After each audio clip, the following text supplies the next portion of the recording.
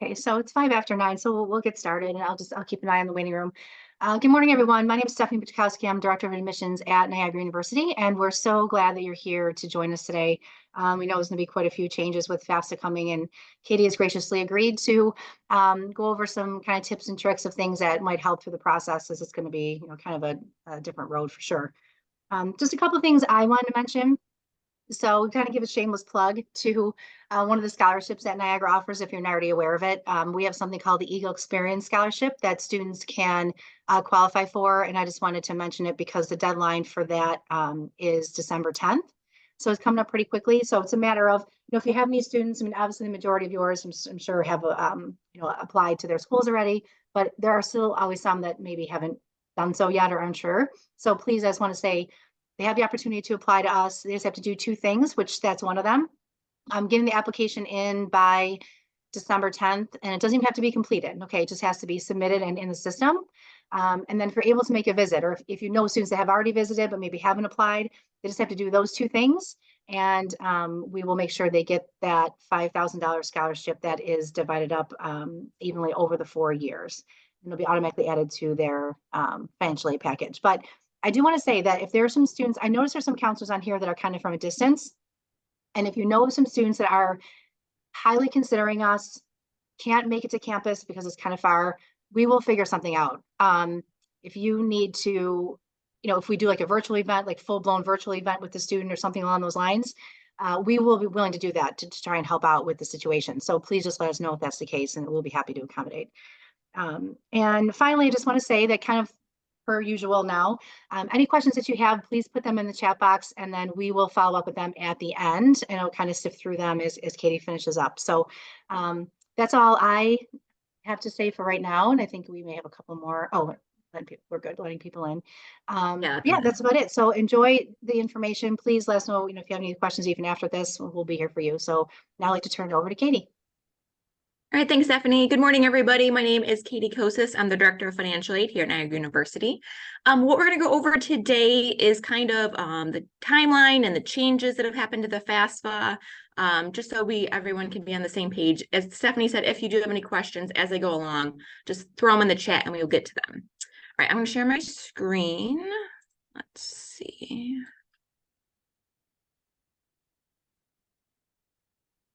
Stephanie, can you see that? Okay, only because I'm using two different monitors. Yeah, no problem. Yep. Okay, perfect. Thank you. Oh, hang on. Nope, that went away. Hang on. Okay, yep. I know, hang on.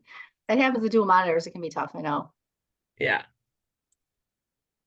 All righty. Okay. So tips and tricks for your students, not really like more so tricks because it's a federal form, but we're going to go through what's to be expected. As I said, here's my contact information. Also, this is our general financial aid office email and phone number. If you do have any like general questions, not necessarily pertaining, maybe to Niagara, but just general financial aid questions in general, more than happy to help. And then my personal email or my work email as well if you have any questions for me. Okay, so today's agenda, we are going to go give us some updates on the FAFSA timeline and the process, kind of walk you through the new FAFSA process, how to interpret a financial aid offer when that comes in the mail for families, and understanding some of the key terms, and then some resources and links are kind of throughout. So for the FAFSA for 24-25, as I'm sure all of you are aware, the FAFSA is going through a simplification process. This comes from some legislation that was passed a few years ago to really, again, simplify the FAFSA, reduce the number of questions that are being asked, and really just a main overhaul of the entire form and how it's everything is calculated. So due to this, the FAFSA will not be available until, they say, by December 31st, which honestly probably means the 30th or the 31st is when it will be released. By law, they do have to have it out available by January 1st. That's how it was written in the legislation. So that's where they're waiting until probably the very last minute to get it out.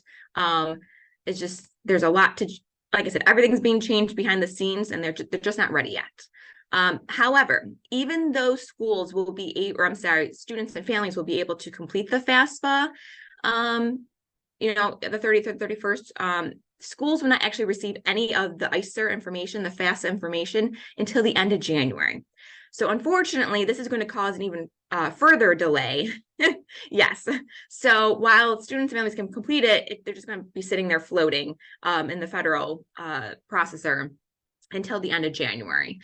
So it will cause a further delay for us to even put together any type of financial aid offers. So please just be patient with schools, because we won't be able to see any of the information until we start receiving them at the end of January. And then in following years, it will go back to October 1st. So fingers crossed that all works out, but this year is delayed. So I just wanted to go over some of the highlights for the changes to the FAFSA. The first one is this concept of contributors. This is new. Now, having people, students and parents or spouses be on the FAFSA is not new, of course, but the term contributors is new. And also the act of giving consent. This is also new. So if consent is not given, whether a student doesn't give consent or a parent, a step parent, a spouse, whatever the case might be, students will not be eligible for any federal aid. So in all my presentations this year, I've been stressing that it is very important that all parties involved who must report their information on the FAFSA give consent. And again, if there's no consent is provided or one person doesn't give it, the student will not be eligible for any federal aid. Another change, as I mentioned earlier, is the reduction in the number of questions asked. The good thing is that most of the tax information will be pulled in from the IRS, and the direct data exchange is what they're calling it now, instead of like the data retrieval tool. This is kind of where the consent is really coming from, per IRS regulations. People need to be able to sign off and give their consent for that to be used. However, even if the student or parent doesn't have any tax information, they still have to give that consent piece. But majority of what consent is it's giving the consent to their tax information to be used in the FAFSA form. The number of students in college will no longer be taken into account when calculating the SAI, which is now going to be called the Student Aid Index instead of the EFC. So that is the new name for what used to be called the EFC, the SAI. So although students and parents will still be asked, it will be still a question on the FAFSA. The actual answer will not be taken into consideration for that calculation of the SAI. So this is going to be, could be a big discrepancy for students or families who already have multiple students in college at the same time, who are kind of receiving that benefit. This is something to keep an eye on. And then also, I was at a presentation last week and there was triplets going into college. So unfortunately, they will not receive the benefit of having 3 in college at the same time. And then in cases of divorce or separation, the parent of record has changed. We'll get to that in a few more slides, but how you determine which parent to report is changing. Some other changes, contributors will be invited to complete their section via email. We'll get to that in a second as well. However, it must be done within 45 days or the application expires. So if there's no activity, let's say a student completes their section, invites the parent doesn't do it within 45 days, that entire application the student started is gone, and they have to start all over again. So it's very important that everyone, all parties involved, need to complete that as soon as possible. Students can now list up to 20 schools on the FAFSA instead of 10, so that's nice.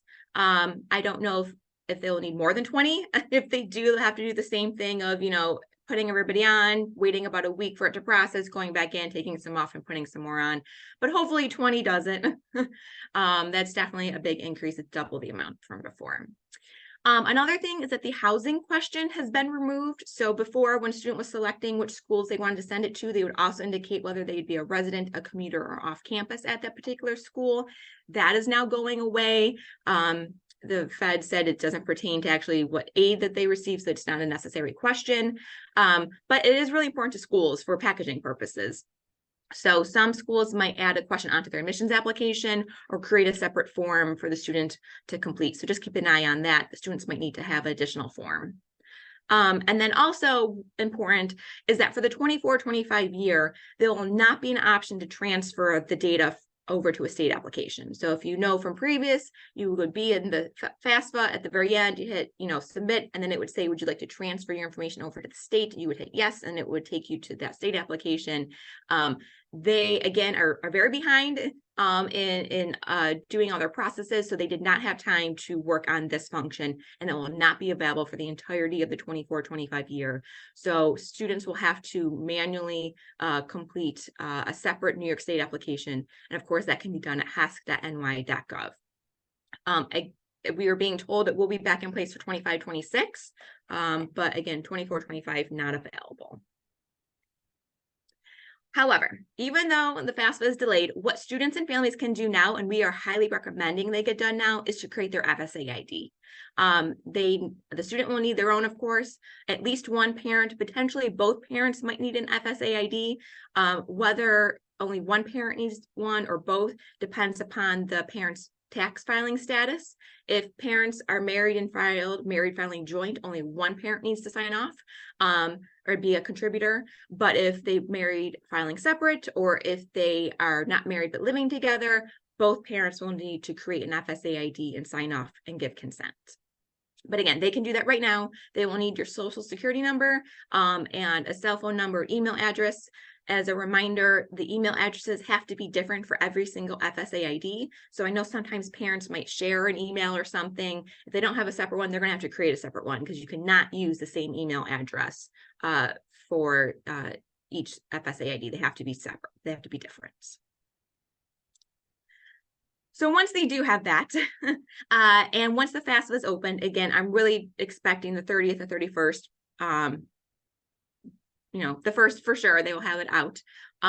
They will complete the FAFSA form. So it is the driving factor in determining eligibility for aid, other than merit scholarships, or maybe some like the Eagle Scholarship, small other ones that aren't based upon, the FAFSA, but most everything else is going to be based upon that financial FAFSA application.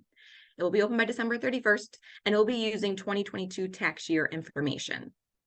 I do recommend that as soon as it does open up, students and parents start filling out the FAFSA. However, with one little caveat, that don't do it the first day, give it a couple of days. There's going to be some bugs. It's just inevitable.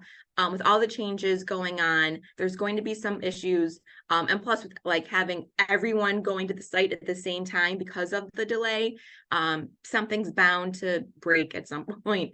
So maybe give it a couple of days, and then recommend that families go and complete that as soon as possible, because we're just on that shortened timeline. Studentaid.gov is where they will go. It's the main federal site for anything. That's where they will also create their FSA ID if they haven't already. And in the meantime, they want to kind of get an estimate of what their student aid index, SAI, will be, and what aid they might be, federal aid that they might be eligible for. They can do so. They have an aid estimator out there, and that's the website right there at studentaid.gov. You can search for it when you're in there, but that's the direct link to go to either do the 23-24, which they really don't need to do because unless they're already in school, and then to do the 24-25 aid estimator, and they can do that until the FAFSA is available. Now, what I wanted to take you through is kind of what we have been given as far as what the new FAFSA online version will look like, and some of the different sections. I'm not going through everything. There's a lot of different, demographic sections that they've added and going through, but we're just going to go through the main areas just so you can get a feel. And I'm going to point out some of the sections that I think need to be highlights for when you are working with students and families. So now, as I said earlier, that there are now contributors. So how you log into the FAFSA is going to be based upon whether you're the student or the parent, which section you are filling out first. Now, of course, I recommend that students and parents fill this out together, sitting down together, but it is now a multi-step process, because whether the parent starts it or the student starts it, at some point when they complete their section, they'll have to invite either the parent or the student, and then they will have to wait until they, confirm, get the email, and then move forward with that. So it is a little bit more of a multi-step process as compared to prior years, but we're going to go take it from the view that the student is starting it. Maybe they're starting it in your office or in school. So we're going to take it from that point of view. But again, the parent could technically start it first as well. So once they log in with their FSA ID, they will then click whether they are the student or the parent. Again, we're taking this from the student's point of view. They will then be shown their demographic identity information that they already provided for their FSA ID. Please just have them review this. Now, granted, if they just complete or created their FSA ID, it's hopefully going to be correct. But if not, if maybe it's been a few months or a year or something, have them review it, make sure the address is still correct or in any other information. If the address needs to be updated, they can do that right here, but anything else would have to go back to the FSA-ID section. Now, this is where they will then, once they log in, say that they're the student and verify that all their information is correct, they will then get to the consent page. So again, very important that the student and then the parent, when they get to their section, provides consent. They just read through confirming that they are allowing the information to be used, and then they would hit approve. Again, if they do not hit approve at this point, they will actually, if they say, oh, no, but I'm not giving consent, they'll show up a little box saying, if you don't provide consent, you're not eligible for aid. So there are given several opportunities to provide that consent and warnings of what would happen if they don't.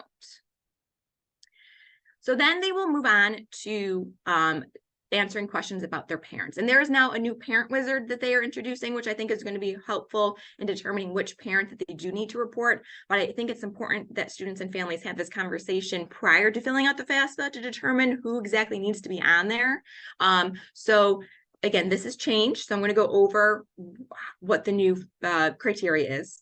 So again, if parents are married and living together, they're going to both parents' information is going to go on there. Both parents are reported. But we get a lot of questions about divorced parents or separated. So if parents are divorced or separated, students are now going to answer the questions for the parent to report about the parent who provides the greater portion of the student's financial support, even if the student does not live with them. If this parent is remarried as of today, then you answer the questions about the parent and the step parent. So instead of it being based off of who the student lived with more than 50% of the year prior, it is now based upon whichever parent provides the most amount of financial support. Now, support can mean things, and we'll get to that in a second, but it can mean a different variety of things. So a little bit further, the parent of record is the parent, again, who provides the greater amount of support, financial support, during the previous 12 months immediately prior to filing the FAFSA. And if for some reason, if neither parent supported, let's say maybe the student kind of lived out on their own or something, but still needs to report parental information, you then go to the previous 12 months. You kind of keep going back until you figure out which parent provided more than 12 or 50% of the financial support. Now, in the cases where, and we get this question a lot, well, we both provided equal amount of support. Like it's 50-50, we figured it out, that's what it is. Now, who do you report? Well, then it goes to whichever parent has the greater amount of income or assets. I really think personally that the government really wants the person with the greater income to be the one who is reported, but they don't want to come out directly and say it. So this is the roundabout way of doing it. But they would have to, as a family, determine who has that greater income and assets. And now examples of support, and when determining that greater of 50%, it could include child support paid, federal state benefits received on behalf of the student, or being a dependent on their parents' health insurance. All those things can be taken into consideration for what is considered support. So this is really a family decision to kind of figure out. Now, probably most of the time, if you're living with one parent, most of the year, most likely that parent is probably providing more than 50% of your support. But in cases where maybe that parent's receiving like $20,000 in child support, you're really going to have to kind of do the breakdown to see what that really comes out to. But again, I do recommend that parents and students figure this out prior to filling out the FAFSA. But there is a parent wizard, so it will help them kind of guide them through if they're still unsure. So then once they figure out which parent to report, that they will, put that information on there, and they will be asked a series of questions, as I said, with the parent wizard. So now this is the section where the student, again, taking it that the student starting it, will actually invite the parent or parents, depending upon who they might have to report. They will need their parents, first, last name, date of birth, social security number, and also their email address. So somewhat similar in prior years, but in this case, now they are inviting the parent to complete their section. After they invite the parents, parent or parents, they will then be taken to a section about their tax return information. Now, the majority of the information, if they file taxes, of course, is coming directly from the IRS, and they won't even see any of that. It's just going to be there automatically in the background. But there are a couple questions that still will be asked about, like a foreign tax income potentially, and then some, credits that they might have had on that tax return. So there's a couple questions that won't be imported directly that the student will be asked, and parents as well when they get to their section. It will then take them to the asset question. This really hasn't changed too much from prior years. Savings, checkings, investments. Most times students won't have a lot of this. It's more so for, the parents probably have a lot more to report, but students are asked this as well. Now, a few notes on the assets. Some of this has changed for what is included as assets. I will say that, as I have it highlighted in yellow, we are waiting on clarification for 529 plan details, because how the draft FAFSA version has it, the wording is actually contradictory. So in one section, they're saying that if the student is the beneficiary, they do not have to be reported as assets, but we know based upon our national organizations that they would still have to report them. So we're just waiting on clarification for this. It has been raised as an issue. We're just waiting on a response from the Department of Ed of what it's going to be. So just to keep that in mind, that for 529 plans, we're just waiting on a little bit of clarification of what exactly would have to be reported. As has been in the case in the past, if the a student is a dependent and has to report parental information, if they have a 529 in their name, it would actually get reported as a parental asset. That has not changed. Again, just waiting on the clarification of what the 529 for as a beneficiary should or should not be included. Again, we don't think that this highlighted section is correct, but we are waiting on clarification. Another thing I wanted to highlight for the assets is investments for businesses, like the net worth of businesses or investment firms. Prior to this year, or for 24-25, if you had a small business, like less than 100 people, if you met those conditions, you did not, or a firm, you did not have to report that as part of the assets. However, that exclusion is gone. So if you have a small business or a firm, or like a family firm, those things do have to be reported as investments or assets. So you have to determine what the net worth is. And so there are further instructions within the FAFSA, but I just wanted to point that out. I know a lot of in New York State, we have, especially like locally, we have a lot of farmers and small business owners. So that could definitely be a changed impact on them. After they get through that section, they will then, as I said earlier, can now list up to 20 schools that they want the FAFSA to be sent to. And they, same as in the past, they just search their name or put it in by school code and it will pop up. And then they will get to the review page where they will just review who they've added as a contributor that needs to be invited, and the status of the invite. So say invite sent, or maybe the parent's done something, but that'll just kind of give them where they're at in that section. And then the student will then finish up their section by signing, and it will tell them, great, you finished your section, you signed it, but we are still waiting for your contributors to complete their part. Now, again, hopefully everybody's sitting together at the same time doing this, but if not, the students, the parent, whoever they can invite as a contributor, is then sent an email saying, hey, so-and-so has invited you to be a contributor. You will need to provide your information on the FAFSA. Please, log in here. They will log in using their FSA ID that they created to see what their status is. It will bring them to like My Activity, where they will just, okay, you've been invited to this FAFSA, maybe they have a couple kids who are completing the FAFSA, and it would list it out for each one where they're at.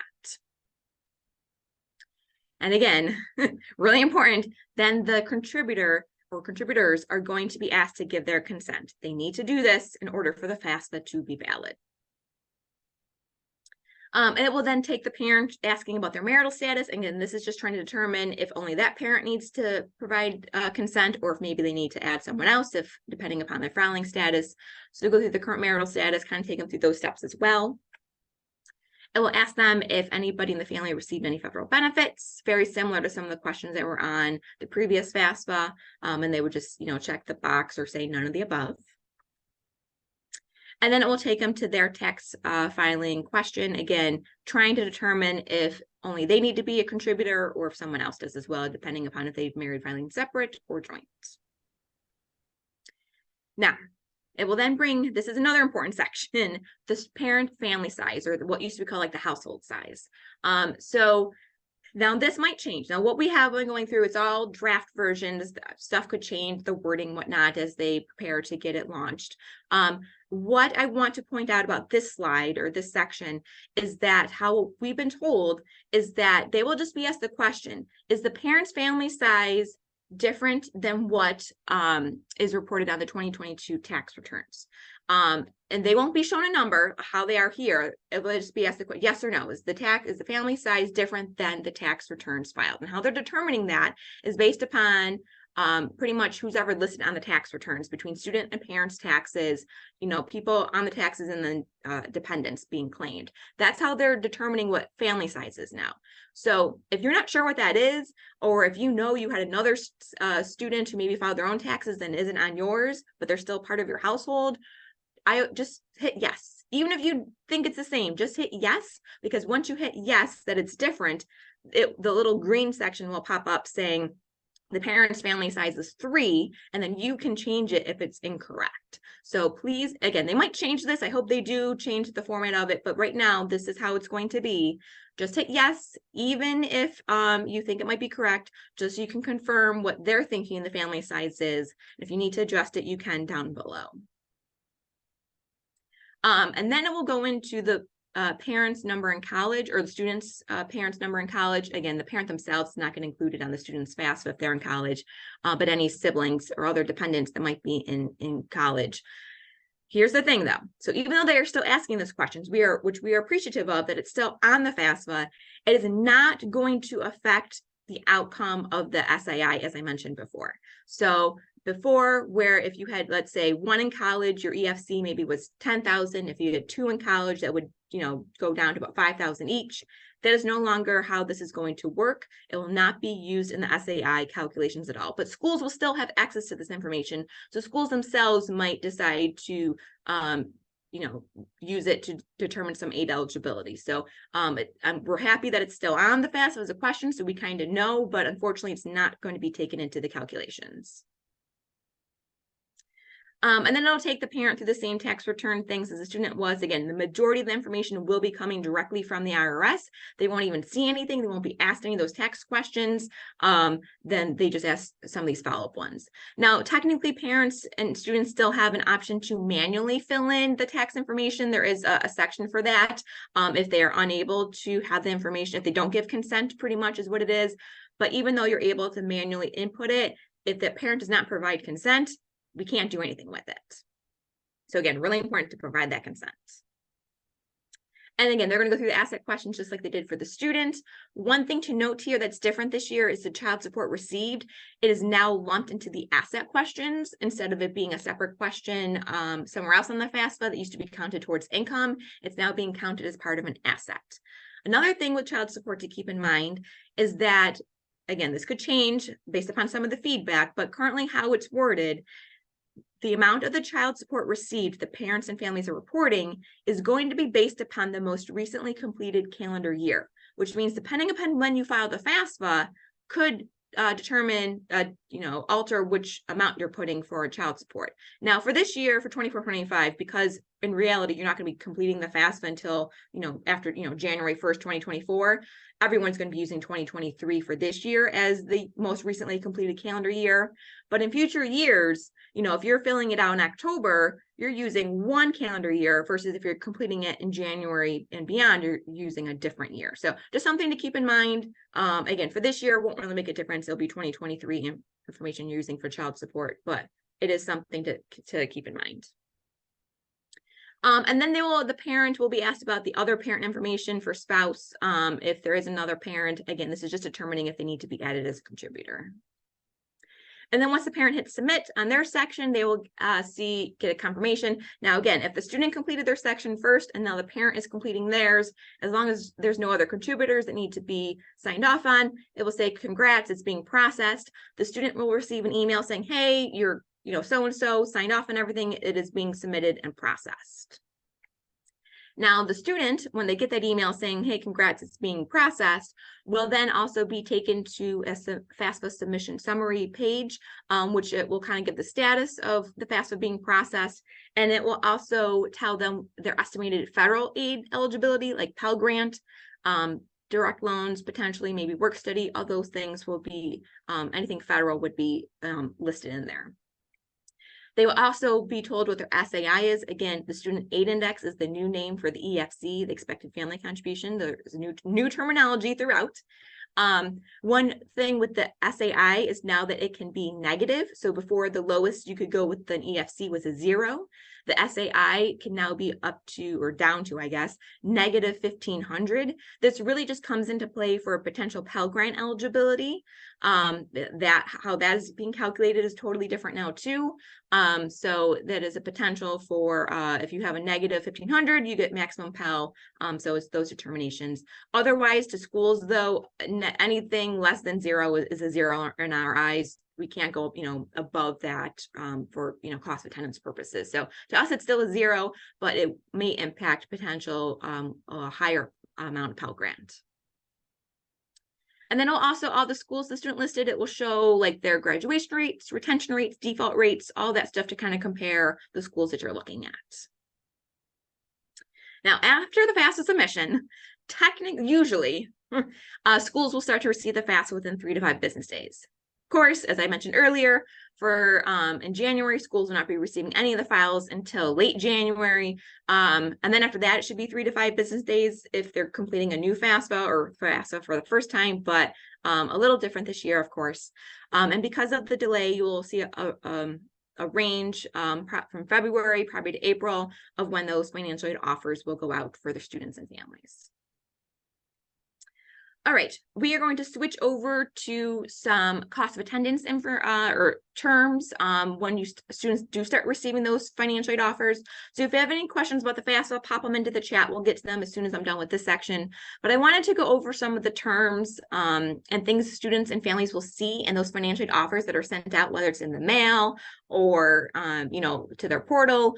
These are some of the things that they will see that they should get used to for going forward. So the first thing is the cost of attendance, the COA. This has not changed, of course, from previous years. Think of it as like a budget. You have your direct cost. So these are things, tuition, fees, things that are charged directly to the student on their bill. Room and board, now called food and housing. I got to get used to that one, food and housing instead of room and board. Those things, if you're living on campus, you would see the food and housing charges. Then you have your indirect costs. These are things like transportation, personal cost, room and board, food and housing if you're not living on campus, books and supplies potentially, depending upon how the school handles those. So things that we know you will encounter, the student will encounter throughout the year, but you're not going to see them on the bill. So those two things combine to create the cost of attendance. And this can, vary widely from college to college. NTRIP versus, us here at NU versus Harvard have very different costs and very different cost of attendances. It can differ within the student themselves. Are they going to be living on campus at one school and being a commuter at another? All those things really are taken into account when creating a financial aid offer. You then have the SAI, the Student Aid Index. Again, this is replacing the EFC from previous years. It does stay the same regardless of college. It's the parent contribution plus the student contribution based upon all the information that put in the FAFSA, and it is calculated using the federal formula.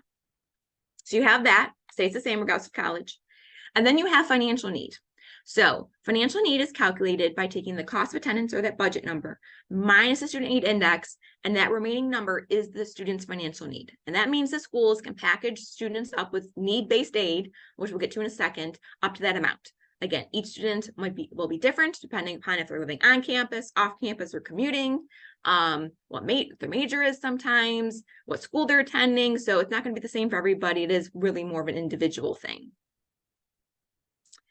So the types of financial aid that you will see in the financial aid offers, there's 4 main things. You have your scholarships. These are more like merit scholarships or achievement things that they've done, maybe athletic scholarships that they've earned. Then you have grants. Those are more need along the basis of having like financial need, whether it's Pell Grants, opportunity grants, tap from New York State institutional grants that they might have, those types of things. First two, free money. We always like that. Always take those, of course. Then you get into what we call the self-help portion. You have loans. So technically the FAFSA is the application for all federal aid, including loans. Loans are considered financial aid. Students will be offered these, whether it's the subsidized or unsubsidized, which we'll get to in a second, in their financial aid offer. They don't have to take that, but they will be offered to them because of their completing the FAFSA form. And there's also Parent Plus loans, private loans, but of course loans do have to be paid back after graduation. And then you have employment. So this is either like federal work study through the federal government that's funded, or maybe the school themselves has some type of institutional employment that they offer students. But in those cases, students are working on campus or near campus, and can either use the money as a, spending money for a paycheck, or can divert some of that onto their student account potentially. So the sources that provide, those four groups: federal government, they're the largest, of course, based upon the FAFSA form. States themselves, now we'll get to it in a second, but if a student is looking to leave New York State to attend college, they cannot take any of that state money with them. It does have to stay in New York State. Colleges and universities themselves, whether it is the merit scholarships that we provide, visit scholarships, endowed scholarships, whatever those cases might be. And then the last three are, private sources, whether it's private lenders for loans, civic organizations, churches, employers, any one of those things where the student kind of has to, on their own, reach out and apply, and then that money is either sent to them or to the school, depending upon, their criteria. So federal government, largest source, like I said, of financial aid. Most of the aid that they do award is based upon having some type of financial need. Again, that calculation we went through earlier. It is something you have to apply for every single year using the FAFSA. So again, this year's delayed until pretty much January 1st. But in future years, it will go back to the October 1st opening when students can apply and do the renewal FAFSA. Some of the common federal aid programs students and families will see in those financial aid offers. Federal Pell Grant's probably the most well-known. Now, one of the pieces of the FAFSA simplification, I know we've kind of just talked about like all the crazy changes that are happening, but one of the good things that is supposed to happen is that with all the calculation changes, there should be expanded eligibility for Pell Grants for families. So they're looking to be about a 20 to 25% increase in students who are eligible for Pell Grants, which is great. So we'll see how that plays out, but based upon how they're changing things, hopefully more people will be eligible for the federal Pell Grant. But again, that's probably the most well-known federal fund. There's also the Teach Grant, if you're thinking of going into the education field, the Opportunity Grant. Now, the Opportunity Grant, it is a federal program. You do have to be Pell Grant eligible to get the Opportunity Grant, but unlike the Pell Grant, where if you're eligible, you get it regardless. Each school is given a small amount of Opportunity Grant to give to their students. So even though you might be eligible for it, not every student might actually see it in their financial aid offer. Work study, like I talked about, you do have to have that financial need component to be eligible for federal work study. Otherwise, you might just see like an institutional job. But in order to be eligible for work study, you do have to have that financial need piece. And then the subsidized and unsubsidized loans, as I said earlier, these are loans in the student's name. Technically, the FAFSA is their application for these. The subsidized is need-based. Again, you have to have that financial need component to get this loan. The government pays the interest on this one while the students are in school. The unsubsidized, it is not based upon need, but the interest is accruing. So students, will see that. I recommend students, pay that interest off every couple months whenever they are sent that. So it's not, capitalizing. And then there are limits for these. So for freshman students, it's $5,500 with a combination of sub and unsub. The only way to get additional unsubsidized loans or federal loans in the student's name is if a parent applies for the plus loan, which we'll get to in a second, and gets denied. The student would receive an additional unsubsidized loan. It's the only way. Otherwise, it's capped at that $5,500 for their first year. And then plus loans, these are federal loans in the parent's name that they can apply for on behalf of the students, but it will always remain in the parent's name. There's really no way to kind of transfer it over to the student at any time. As I said, if they do get denied for the parent plus loan, the student would automatically receive an additional unsubsidized loan for $4,000 for their first year. All right, state aid programs. As I said, you do have to be a New York State resident and attend a New York State school or college. In order to have that funding. You can't take it with you if you're going to another state. New York State does have some like merit-based scholarships, like STEM scholarships. There's other things that they have. The most well-known program that New York State has is the New York State Tuition Assistance Program, or TAP. This one does have a hard cutoff for a combination of student and parent New York State net taxable income of $80,000 or less. So if you are above that, they would not be eligible for the TAP program. But there is the Excelsior program. So this is if you are going specifically to a state school. It's only for state schools. It does provide tuition minus any Pell or TAP or that the student is already receiving. But this income cutoff is a little bit higher. This is up to $125,000 for the student and parents' income. So again, TAP is 80,000 or below. Excelsior is 125,000. The Excelsior is a separate application. So unfortunately this year you will have the FAFSA application to do, this New York State TAP application that you would have to do if you're thinking of going to a New York State school. And then if you're thinking of Excelsior, if you're thinking of going to a state university or college, then you would also have to fill out that application. That typically does not come out until April, after the New York State budget passes every year. So it is a separate one at the moment. It typically does use information from the FAFSA, but again, not this year because of all the changes. And private sources and employers, again, foundations, businesses. Here locally, we have the Community Foundation of Greater Buffalo. I know there's one for like Rochester, so I assume there's others throughout the state as well. But those types of things, American Legion, you work at Wegmans, there's scholarships. So really focus on encouraging your students to look at local ones, which I know you guys already do with a lot of you have specific scholarships at your individual schools just for students from that district, which is great.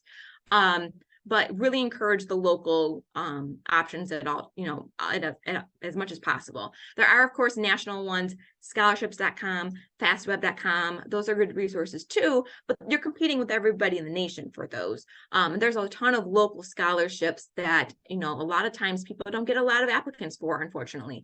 Yes, students have to write those essays. I know I'm probably preaching to the choir on this, but because I know students just kind of balk at that sometimes, but encourage them to apply, even if they have to, write an essay. It can be worth it. $500, $5,000. We've seen everything in between, sometimes even higher depending upon the foundation. So it's really important that students start looking for these outside resources now. A lot of those applications kind of open up in January and are due mid-spring. Have them check with the schools that they're applying to. Here at Niagara, we have we have over 240 endowed scholarships that students can look for. But, a lot of times they kind of have to raise their hand and apply for them because they're based upon things we just wouldn't know about. So again, have them kind of look into that, pay attention to their emails that they're sent to by schools and by local areas, and, apply for as many as you are able to. A couple other things before I wrap up and we go to questions. Now, of course, the FAFSA for the 24-25 year will be based upon the 2022 tax year information, but things, of course, can change.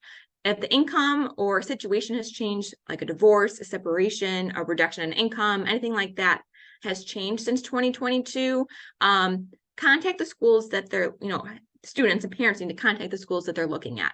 Now, if they're applying to 10 or 20 schools, I don't recommend reaching out to all of them. Narrow it down to like the top, 3-5 schools that you really are, students want to go to, and reach out to them to see what they might be able to do.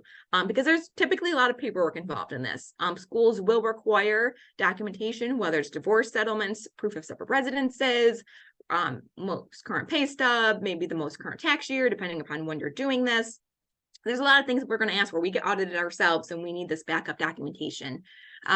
So they will, so something has changed, contact the school, see what their process is. Again, most likely there's a form you have to fill out, stuff to upload, and they will review it to see if there's anything they can do to change the information on the FAFSA.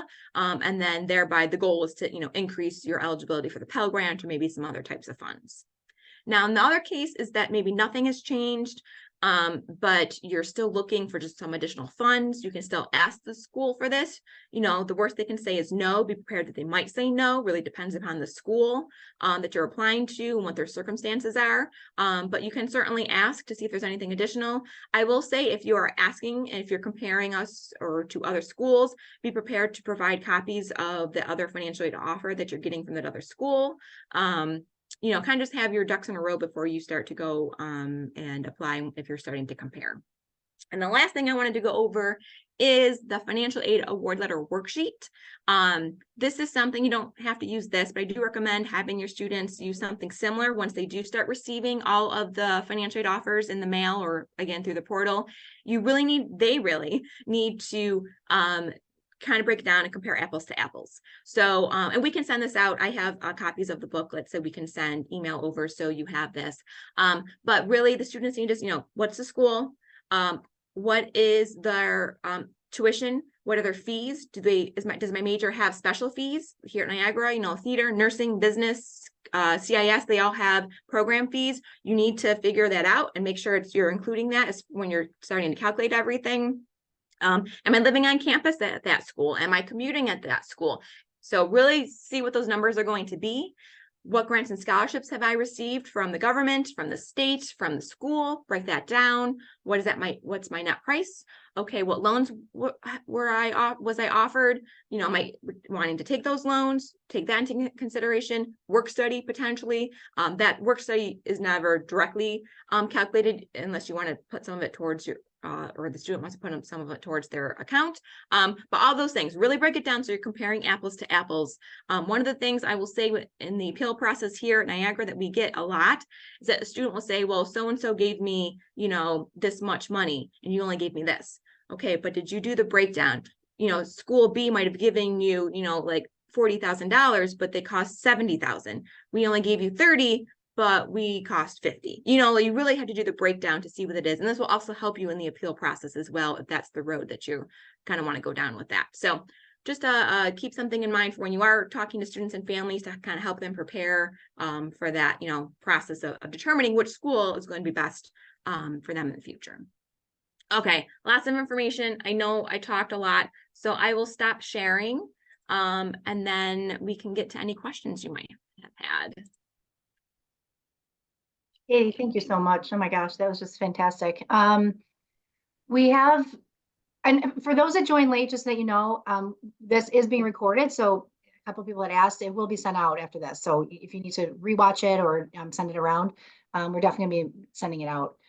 There weren't too many questions. I had to pop in and out a little bit, but Okay. one was, when does the 45 days begin for families? Once the ID is created or once the application's opened? So the 45 days starts from when either the student or parent first starts the application.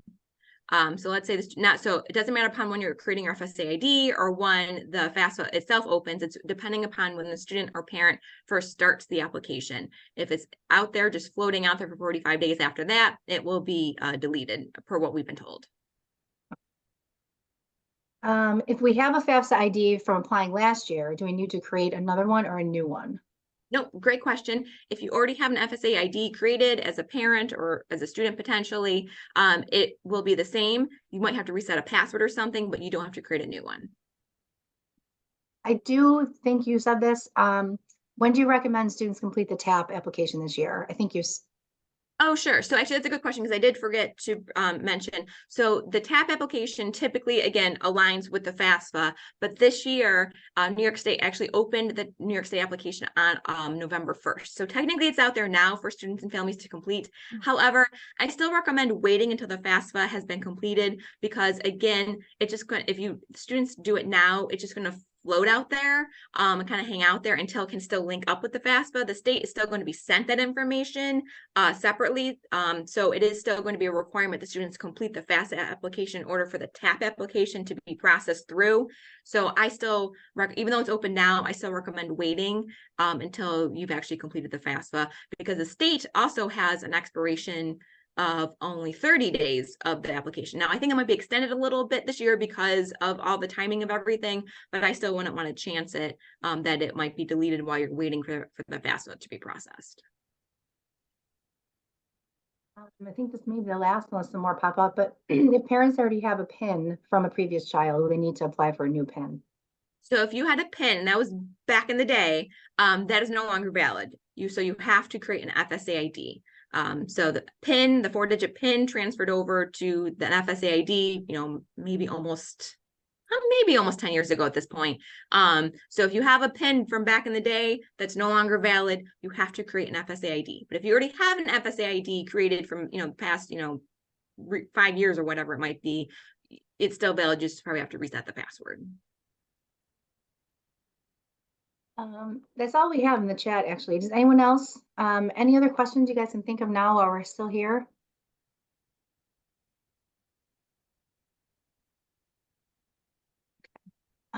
I did put my direct contact information in there if anyone has any questions. I know Katie put her information on the screen. Oh, great responses. Yeah, really. I mean, helpful is an understatement. I honestly, I can't believe how much is going to be changing. I mean, Katie, you explained it so well, so thank you so much. But anyone else? Yeah, please reach out to me, myself, any, admissions related / financial aid and more financial aid for Katie too, but please, we're happy to help in any ways the students and families are kind of navigating these changes. So anything else, Katie? You feel pretty good? Yeah, so the presentation will be, yeah, we will send it via email to everyone who registered today. So yes. Yeah. Jen, and yeah. I can also include, I'll send Stephanie and admissions the like the booklet that I typically hand out at my high school night presentations. So you have that as well. It has most of the information that we went over today. Great. All right. Thank you, everyone.